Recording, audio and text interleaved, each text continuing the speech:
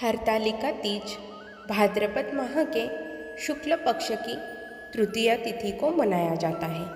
ये व्रत मुख्य रूप से सुहागन महिलाओं के लिए है। इस दिन सुहागन महिलाएं अखंड सौभाग्य और सुखी वैवाहिक जीवन के लिए व्रत रखती हैं। वहीं कुंवारी कन्याएं मन चाहे वर पाने के लिए ये व्रत करती हैं। इस व्रत में महिलाएं माँ गौरी और शिव जी की पूजा करती हैं। साथ ही सौभाग्यवती होने का आशीर्वाद मांगती हैं। विवाहित महिलाओं के लिए ये व्रत बेहद ही महत्वपूर्ण माना जाता है। हरतालिका तीज व्रत कठिन होता है क्योंकि इस दिन महिलाएं निर्जला उपवास करती हैं।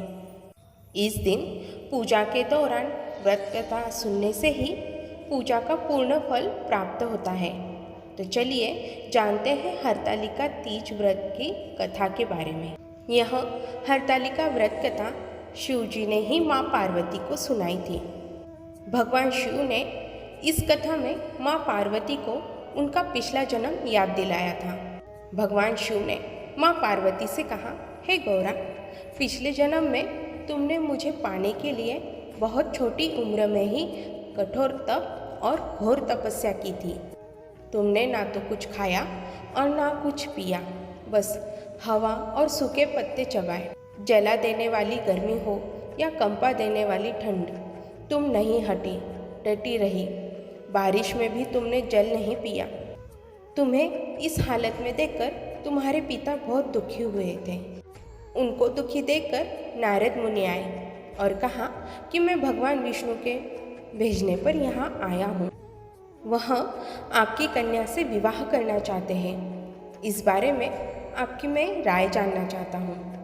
नारद जी की बात सुनकर आपके पिता बोले, अगर भगवान विष्णु यही चाहते हैं तो मुझे कोई आपत्ति नहीं। परंतु जब तुम्हें इस विवाह के बारे में पता चला तो तुम दुखी हो गई।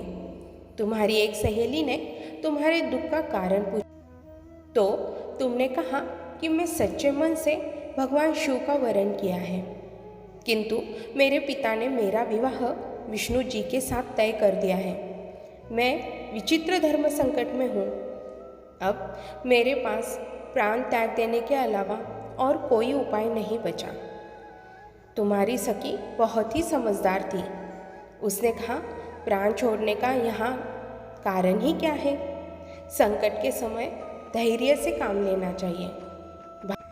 भारतीय नारी के जीवन की सार्थकता इसी में ही है, जिसे मन से पति रूप में एक बार वरण कर लिया, जीवन पर्यंत उसी से ही निर्वाह करे।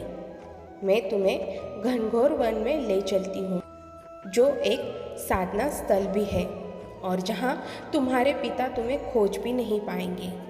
मुझे पूर्ण विश्वास है कि ईश्वर अवश्य ही तुम्हारी सहायता करेंगे। और फिर तुमने ऐसा ही किया।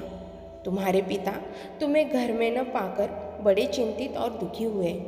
इधर तुम्हारी खोज होती रही, उधर तुम अपनी सहेली के साथ नदी के तट पर एक गुफा में मेरी आराधना में लीन रहने लगी।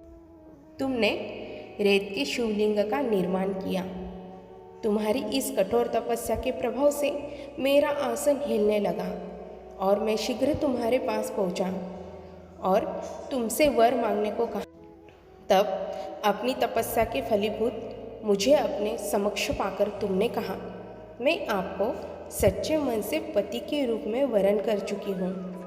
यदि आप सचमुच मेरी तपस्या से प्रसन्न होकर यहाँ पधारे हैं तो मुझे अपनी अर्धांगिनी के रूप में स्वीकार कर लीजिए।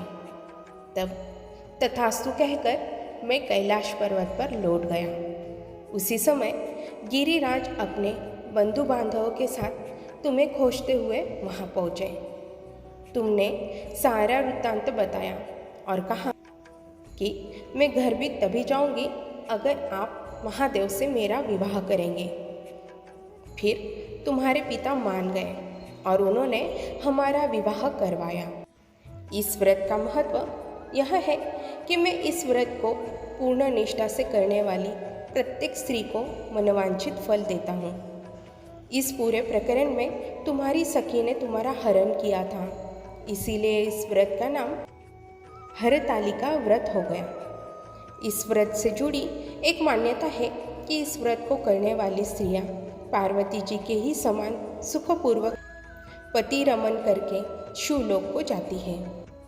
सौभाग्यवती स्त्रियां अपने सुहाग को अखंड बनाए रखने और अविवाहित युवतियां मन मुताबिक वर पाने के लिए हरतालिका तीज का व्रत करती है।